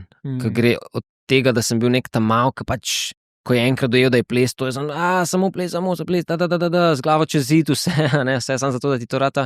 Potem pa kako te neke lekcije življenja ti pokaže še druge poti, pa kaj te še drugega zanima in kako je to sestaven del tebe in kako je to pomembno. Ker spet, to je identiteta. Karkoli se bo zgodilo z mojim plesom, jaz moram biti pomerjen s tem, da, ne vem, čez 10 let, 15, 20, mogoče ne bo več to tako velik del mojega lajfa. In moram biti meren s tem. In če ne bom že zdaj najdel nekega sebe, tudi v drugih stvareh, bravo. Pač ja. A mi lahko mogoče kakšno lekcijo, se spomniš kakšne lekcije, tako kot si zdaj le omenil, da te je nekaj naučila, da si spremenil pogled na življenje? Ja. Mislim, da zelo specifične lekcije so vedno te neki rock bottom, ko res padaš čisto na dno. Ena od takih situacij se mi je zgodila leta 2016, sem s takratno punco sem se preselil v Amsterdam. In ne se je obenem tudi preselil, ker takrat so imela nek ta prvi poskus, pa da greva še malo tujino, pa da malo probava. Zelo hitro v prvih parih mesecih sva šla s to punco na razen in ne se je preselil nazaj v Slovenijo. Meni je pa nekaj rekel, da zdaj pač sem dobil totalen šamar od lajfa, ampak da moram to sfurati in da moram biti kle in da moram v bistvu se soočati s tem. Ker vedno sem imel neko podporo, sploh je ne je velika podpora vedno bila v lajfu. Če meni ne bo šlo kreativno, pa se mi bo brat pomagal. In sem ostal, še dodatne 6 mesecev sem ostal in je bilo zelo težko. Nisem imel nobenih frendov, oziroma malo frendov. Amsterdam zelo lepo mesto, eno najljubših, ampak skozi je bedno vreme. In ta tuga te ubija. In to je bilo glih, ta polovica leta je bila glih tam od novembra, pa potem do maja. In ja, težko. Ampak sem pa zato bil zelo discipliniran, ukvarjal sem se s tem, da sem se pogledal v ogledalo in si rekel, akcija, afirmacije, takšne stvari. In mislim, da to je bil en od takšnih momentov, ker sem bil tako, zdaj pa moram spet zagrabati in najdeti sebe in iti naprej. Zdaj moram tudi reči, sem čist navaden tip, ne bi rekel, da sem pretirano discipliniran. Ni to trajalo zavedno. So obdobja, gremo čez obdobja in ta nihanja so enkrat dolga, enkrat kratka, zgodi se ti, da si zelo motiviran, discipliniran po par mesecev, mogoče tudi leto, potem pa to mal pade in usahne. In nekako zdaj sem se sprijaznil s tem, da morajo tudi takšne obdobja pridati. In to je včasih težko, ker si v Los Angelesu, kjer vsi na polno delajo, ti pa ne moreš in se počutiš toliko za en kurc, tega, ker pa se bi mogel, če sem kleja, ne? Ampak v bistvu, v redu je, bomo, fokus, ampak to ne pomeni, da vedno mora biti na 200%. Tako da ja. Začneš malo bolj tudi poslušati svoje telo, ne? Zdaj pa že moram. Ja, pa ne daješ definicije občutkom, ne? A veš, ni to lenoba. Veš, lenobo si premagal. Ja, vidiš, še vedno padam malo nazaj v te vzorce, čeprav to, ko so se pogovarjala, varovalka je. Dejstvo, da sem to pomeni, da sem mogel premagati lenobo, ampak meni se že zdaj zgodi, da imam kakšen dem in sem tako, zakaj sem to klen? Zato, ker je varovalka. Mehanizem utepja, ker ti ne bo pusto več biti len. Ne moreš več tja priti. To je tako, prokrastinacija je ena taka lepa beseda, ki se jo večkrat uporaba, ne. Veš, se bo naučil na drug način to delati, ne. Na začetku, jaz si ti lahko ležal na kavču, pa razmišljal, joj, mogo bi napisati un mail, ampak dej, bom še malo ležal na kavču, pa televizijo. Porata prefrigan, stari. Pol te bo pripelo do tega, da boš neko strategijo začel pisati ali pa nekaj razmišljati, ne. Namesto, da bi naredil uno stvar, ki jo moraš narediti, ne. To je knjiga, je Eat That Frog, mislim, da ne vem, če poznaš. Te ne poznam. To je kao, da najtežjo stvar, ki jo moraš narediti od dnevu, narediš takoj. Ja, to je. A ne? Veš, kaj uno tako, joj, pa še tega moram poklicati, ma sej bom pol. To si zdaj dobro rekel, ne, da v bistvu ta prokrastinacija samo zamenja masko. Ne. Ja. Vse kao, zdaj smo bolj produktivni, ne, ker zdaj smo se že tako zgradili, ampak v bistvu vsi vemo, da sej delam, zdaj pa ustvarjam nek nov projekt, ne, ampak v bistvu je pa tam una stvar, ki bi jo res mogel narediti. Lej, ni disciplina nekaj, kar ti imaš. Disciplina je nekaj, kar ti rentaš od vesolja. Tako. Vsak dan moraš plačati ti rento za to, ne. Tako. Boš plačal v redu, ni panike. Sam je tisti dan pol pač mal pade, ne, kakorkoli obrneš, sprejmi posledico. Na dolgi rok, če ti veš, kaj si želiš od življenja, si moraš zaupati, da bo prišel trenutek, ko boš ti pač čutil energijo po res veliki disciplini in ko čutiš ta val ga zajahi, ne. Ne pa ti misliš, da boš jahal val takrat, ko je pač šajba. Ja. A veš, ti pa sediš na surfu, pa tako, dej mi val. Ne, ni vala zdajle, v redu je, pač sprost se, vleš se na surf, pa glej v luft. Mislim, da mi je to zdaj težji, ker sem tam sprejeto, čeprav se pač navajam tudi na te občutke, ampak lahko, ker sem prej rekel, ker vsi tok pač, vsi surfajo te valove, a ne? Ja. In če tebi tvoj val ne pride, se počutiš, kako ne, saj vsi so na valovih, jaz tudi moram biti na valovih. Tako da to je ena usteha, ki je kle v Sloveniji tako lušna, je to, da ta slog življenja, kjer je vikend še vedno zelo pomemben, kjer je to, da se gre na kavico, pomembno, je v bistvu kvaliteta, ki mi je zmer bolj všeč. Ja. Čeprav sem glih šel ven iz Slovenije točno zato, da se temu izogibam. A ne, ker kao ne, hočem več, ampak nek dober balans je v bistvu zelo pomemben. Le, mogoče boš pa njim to pripelo. Mogoče boš pa počasa, ne, tako res tako padeno to avtentično, že rekel, pač pojete vi delati, zdaj grem na kavico, stari. Tako. A še šuk daj na kavico? Ne, you don't do that, a ne. Pojď z malo na kavico, ti bom nekaj pokazal, a ne. Ja, sej, kakve frende krtko malo pocukam za kaj, pa reč, da greva klele malo na tale hrib pohajkat. Sam peva. Hodo, bravo. Kak hrib, kje v LA hrib? Pa je direkt tam imaš v centru med hribi, nekam imaš pač Hollywood, na eni strani pa imaš pa North Hollywood, pa The Valley.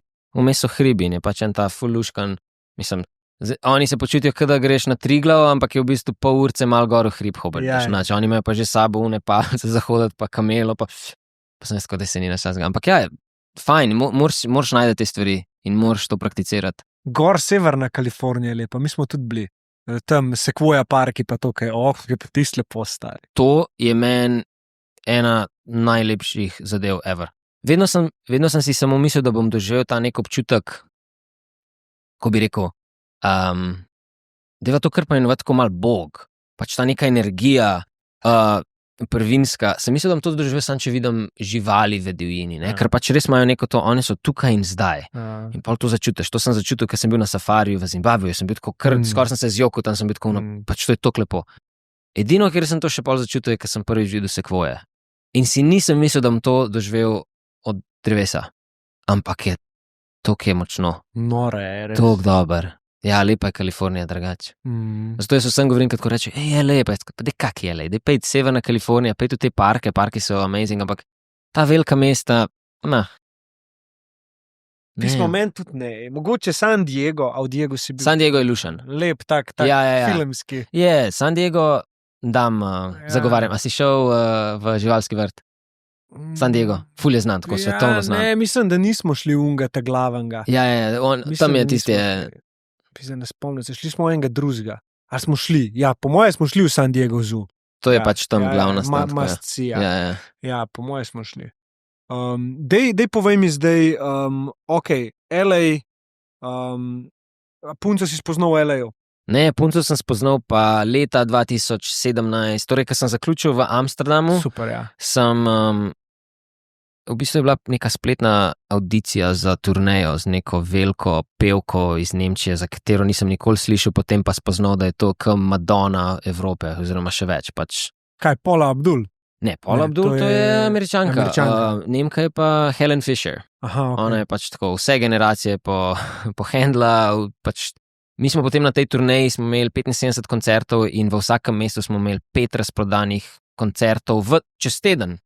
To je bilo torek, sreda, četrtek pauza, petek, sobota, nedelja, koncerti in vsak koncert razprodane 20,000 arene. Wow. In torej to je bilo direkt, ko sem zaključil z Amsterdamom, sem rekel, ok, zdaj pa je dost, dobila sva z Nejo potem to turnejo in je bila prva tako velika turneja, ker mi da so vedno zagovarjala to, ne, mi da bova sama svoja artista, ne bova stala za nekom drugim, bla, bla, bla, bla, bla. Mislim, s tem ni čisto nič narobe, da smo imela tak pogled na to, ampak obenem sem pa videl, da biti del nekega projekta dlje časa, pa da postaneš družina s temi ljudmi, je zelo močna stvar, zelo lepa stvar tudi.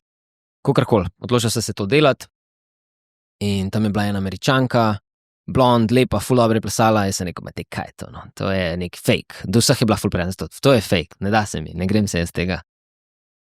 In hitro pa spoznam, da v bistvu je res pristno prijazna in pač najboljši človek, ki sem ga kadarkoli spoznal in začel se je tako kao turneja, malo se imava fajn, malo sva frenda, malo pač sva friends with benefits in pol turneja gre naprej in zmer bolj resno in potem se turneja konča in sem jaz tako, pač tole še vedno nekaj je in so v bistvu furala pol razmerje na dolge razdalje, torej od 2018, ki se je zaključilo vse do 2023, 2024. Wow. Ja, kar 6 let.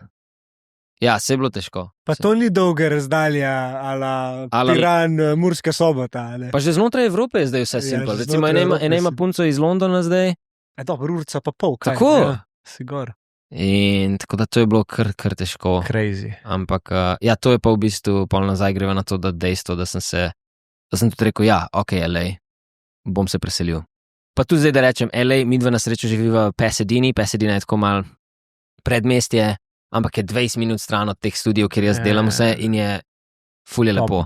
Tako malo evropsko, lahko hodiš, varno je, zelo, zelo nice. Hodo. Ja, tako da sem. Zakaj misliš, da sta ostala skup čez long distance?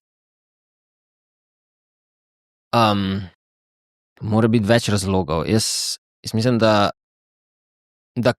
jaz sem po moji prejšnji zvezi sem se za nekaj časa tako emocionalno zelo umaknil in sem bil zelo objektiven glede vseh razmerij. Že tako se mi zdi, da sem precej logičen, ampak potem, ko sem Hailey spoznal, sem si tudi rekel, ok, ne, zdaj pa se bom tega lotil z listom papirja, pa ček. Aha, to štima, aha.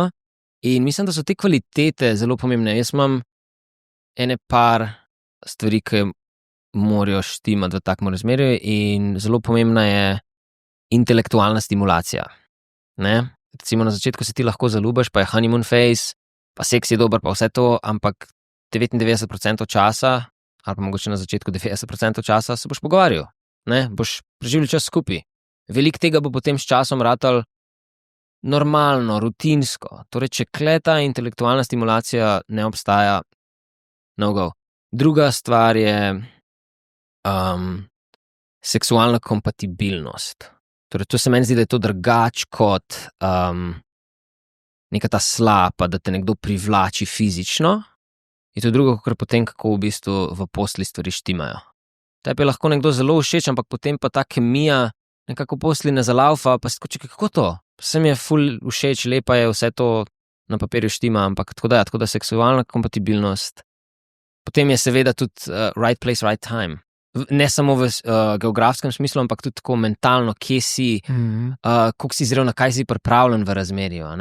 Jaz, če ne bi že imel nekih izkušenj za sabo, ne vem, če bi sploh se bil pripravljen potem spuščati v to razmerje na tako dolgo razdaljo.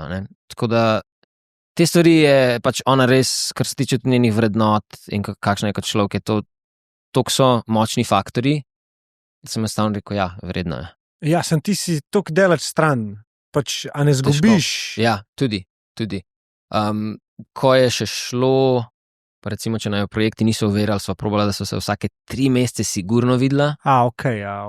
Ampak tudi to je. Prvi mesec gre, drugi mesec začne že tako malo škribati. Če ne drugega že strošek, a ne, karta ni pocen. Ja, ampak se jaz mislim zdaj strošek emocionalno, ne? Ker se nekaj je tudi na temu daleč od oči, daleč od srca. Ne? Ja. Težko se to greš. Ja. Mal sreča je bila tudi v tem, da sva oba toliko bila v tistem obdobju, tudi še zdaj, ampak usmerjena, ok, tole moram narediti za kariero. Za kariero, midva sva kot posameznika na prvem mestu, zdaj pa, ko moja čas bo pa stopila skupaj in se imela fajn. In je to kar dolg časa držalo, ampak potem, ko pa po 2-3 letih je pa vprašanje, kaj pa je naslednji korak? Mislim, kaj bo pa zdaj naredila? Ne? Kako se bo to šlo naprej? In to je bilo direkt pred COVID-om, ne?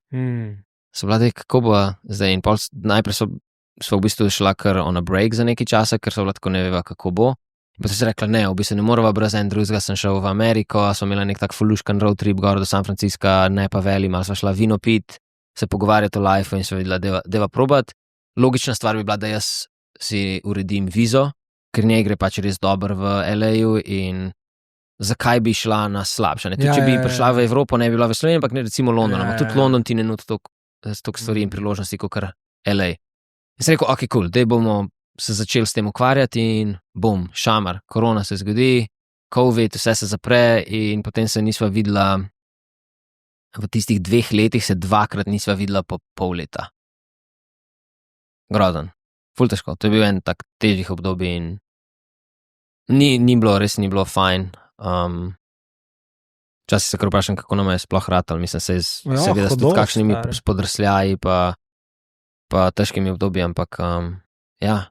In pol se je to zaključilo in sem rekel, ok, teva zdaj probat.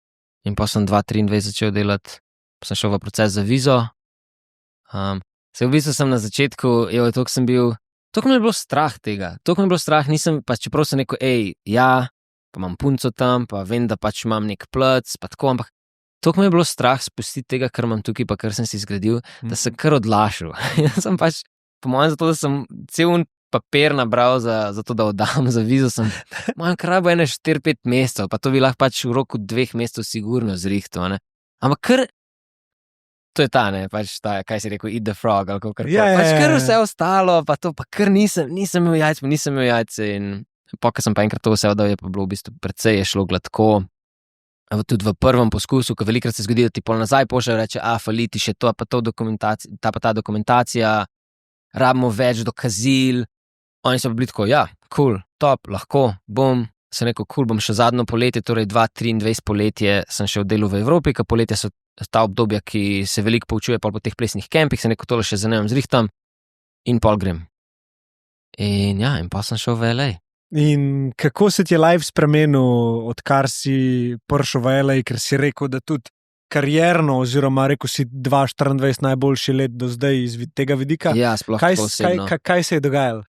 Veš, kaj mi je ful zanimivo? Jaz sem v lifeu šel čez ful različnih obdobij in pristopov k mojemu delu in moji karieri. Ko to rečem, mislim, recimo takrat na začetku, ko sem ti omenil, ko so začela z Easy Twins.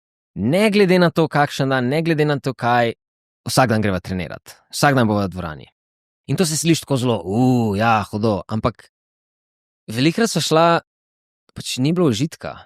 Ja. Velikrat so šla pa samo zato, ker kao morva, a ne? In se je nek rezultat rato iz tega, ne? Pa seveda so tudi dost naredila s tem, ampak obenem ne bi šel še enkrat čez tako zadevo, ne? Ker vem, da velikrat, ko govorimo o disciplini pa motiviranosti, je tako, zapiš si urnik in si tega drž ne glede na vse. Se mi zdi, da pri plesu, ker je ta kreativa in nek art in tako emocije so povezane noter, ne moreš vedno samo iti tako objektivno not. No, torej, to je bil en ekstrem, potem sem probal tudi ekstrem, kjer sem rekel, plesu bom sam takrat, ko res začutil. Res moram začutiti ono, da se zbudim in sem rekel, ples. Ker je tudi pola, veš, neki lepote v temu, ker pač res, ko začutiš, pač oddelaš, je pa, kje je tukaj disciplina, kje je tukaj, če hočeš iti na next level. Torej, potem, ko sem pa prišel do te odločitve, da se preselim v LA, pa kako mu v LA-ju se štartil s tem, pa se tega lotil, sem pa rekel, ok, torej vse to sem že probal, kaj bo zdaj ta prav način, oziroma, ok, ta pravega načina res ni, vsak bo svojega najdel, ampak kaj bo zdaj ta naslednja poteza moja, ki bo brodila največ sadov. In v bistvu je ful obrodila sadov in je nekakšno iskanje flova. Torej, ko to rečem, jaz sem si rekel, vse bom dal od sebe, treniral bom, hodil bom na določene klase, ustvaril bom, udejstvoval se bom tudi v nekem biznis smislu, da si širim pač svoj brand, ampak bom sledil občutku in temu, kaj mi vesolje kaže, katera vrata mi odpira. Nisem si napisal, ok, jaz pa bi rad za tega artista plesu, rad bi tam pa tam učil, rad bi bil del te konvencije, nisem si nič tazga napisal in sem samo šel. In neverjetno lepo so se stvari odprle in poklopile od tega, da sem, takoj, ko sem se preselil, sem dobil reden, torej urnik na urniku največjega plesnega studia na svetu sem dobil, torej reden slot, ne vem, kako se to po slovensko reče, pač torej 1,5 ure, ko sem učil, na teden, jaz sem Termin. rekel, termin, tako. Jaz sem rekel, kako, zakaj, ampak je rekel, ok, cool. Zgleda, da vesolje se je tako odločilo, akcija. Sem učil, sem se mi je lepo še nekaj drugih stvari odprl, potem moj prvi resen job je bila Coachella, tam sem plesal za neke, prvi tako resen job, kaj se dogaja, kako? Se je rekel, ok, cool, v redu, zgleda, tako gre v to smer, sem tisto delal, pa sem določene ljudi spoznal, ki so mi bili ful všeč, pa so me tudi inspiriran v nekem takem biznis, plesnem smislu, ampak sem vedno probam gledati na vse, čim bolj kot si sam še en človek. In tudi moja interakcija s tabo ne bo na prvem mestu, kaj mi lahko ti daš, ampak kje je tukaj povezava, kje je connection, ne? In spet potem naslednja stvar, sva z Enejem v bistvu dobila job, sva delala za Royal Caribbean, to je ta Križarka. tako. In je Enej prišel najprej dol v Miami, jaz nisem mogel, ker sem bil na Coachelli. Potem, ko je on šel, sem šel jaz Hailey dol oddelati, je bilo tudi ful dobro, torej sem se mal udejstvoval kot koreograf, ker mi je pač tudi stvar, ki sem jo v Evropi največ počel. To, sem prišel nazaj, so me vprašali, če me zanima biti turneja s Paula Abdul. Najprej sem nekaj bil tako, ne vem, če je to glih to, ampak ko sem videl, kdo so koreografi in kreativni vodje tega projekta, sem rekel, s temi ljudmi hočem delati. To so dobri ljudje. Torej, ni samo zaradi tega, ker bi zdaj Paula bila ne vem kak artist.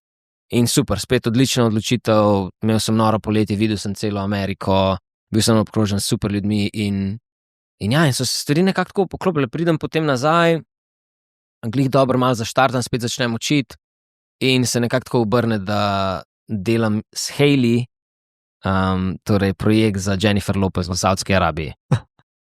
Mislim, meni je to fajn. In sem tako bolj gledal vse te stvari, tako, kako, zakaj, kaj so te odločitve, kako, in največ, kar lahko pripišem, je, da je pač nek ta flow, pač z odprtim srcem in z nogo na gasu sem šel not v to in pozoren sem bil na to, kaj se dogaja. In ajde. Ja. Lepo. In to te je pripeljalo zdaj do te točke, ki je zdaj. Tako. Ampak ta točka, LA je še vedno prostor, kjer nič ni zagotovljeno. Jaz grem zdaj nazaj, ne vem, kaj bo. Ne vem, kaj je naslednji projekt. Ampak si good s tem.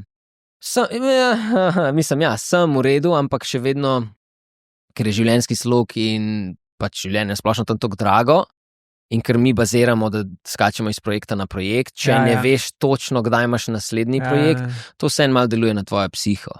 Sem bolj pomeren, ker še vedno vem, kaj doprinesem, vem, česa sem vreden zdaj, in potem se tako, bo. Ampak recimo zdaj za naslednjim letom sem lotil majčken drugače, še vedno bom prakticiral ta flow, ker je bilo pač zelo uspešno, ampak obenem pa zdaj imam že malo bolj dodelane stvari, katere vem, da bi rad še ob enem pokluku in se širil v tej smeri, ker se mi zdi, da je to, da nismo izključno samo na enem pasu, ampak da malo se še delimo še na druge pasove in probamo še kaj drugega znotraj, seveda plesa, sploh velejo, se mi zdi zelo pomembno. Če se leta 2030 sedava kle, dobro, verjetno bo studio drugačen. Seveda, da bo. In te vprašam, kako je bilo zadnjih 5 let, kaj bi si želel povedati takrat? Lahko si skromen. Pogledaš, zdaj se pravi, te točke zdaj do 2030, kaj si nekako želiš, da se zgodi? Jaz sem že nekaj časa nazaj, oziroma z zaselitvijo v LA sem si rekel, jaz moram biti pomerjen z vsem, kar sem do zdaj naredil in če je to, je to. Ne, ker nisem vedel, ali bo mi LA prinesel več nekih dosežkov ali ne.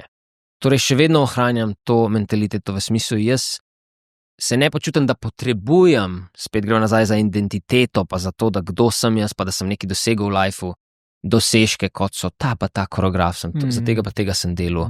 Imel sem ful uspešno kariero in še bolj bo uspešna, ampak to niso zdaj več primarne stvari zame.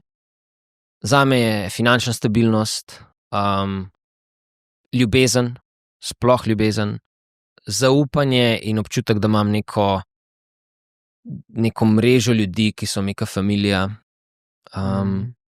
in pa radovednost. Radovednost, da me bo še vedno veliko stvari zanimalo, da bom iskal načine, kako se izboljšati, še naprej. Tako da, mislim, to je zdaj, se lahko sliši tako malo mlahavo, pa ne zelo specifično, ampak se mi zdi, da je to mir, ki ga najdeš pri sebi. Vse tako, kot si mi tudi ti prej rekel, se mi nisi ti govoril o avtu pa v hiši, ti si mi govoril o tej avtentičnosti in da če to delaš in če to delaš z odprtim srcem, to je to. Tako da 2030, če bo vse to štimal, pa kaj bo to za sabo prineslo, bom jaz koreograf za Disney, pa zraven, ne vem, še malo koreografiral za ne vem kakšne pevce, pa potoval po svetu, super. Če ne, pa se bom še vedno tako počutil, pa tudi super. Tako da. Lepo si to povedal. Najlepša hvala, da si cajt vzel, prvo sem lepo te bilo videti.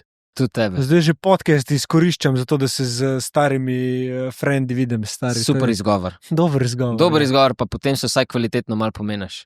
Pa ujetje v času, tako malo se kdaj pošalam, da bo vsak imel, ki je bil gost klep pri meni, ker jaz enkrat umrem spomin na in pogovor. In kontra. Malo ti da to minljivost nazaj v glavo. Ampak upam, da se boš čim večkrat zbudil z občutkom, da delaš točno to, za kar si klej, in verjamem, da to delaš, in to si mi tudi hotel po moje povedati. Tako da, Žiga Jurečič, najlepša hvala. Hvala ti. Care. Lepo. Dobre, bravo.